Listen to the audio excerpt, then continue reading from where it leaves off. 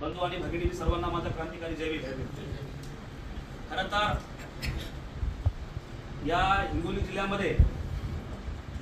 आणि विशेष करून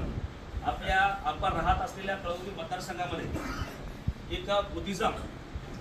आणि तथागतांचा विचार, तथागतांचा प्रसार आणि प्रचार अतिशय ताकदीनं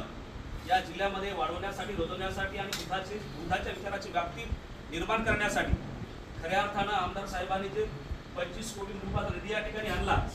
47 कोटीचा निधी या ठिकाणी आणला आणि याचबरोबर स्वतःच्या स्वखर्चानं 4 एकर जमीन या ठिकाणी घेऊन या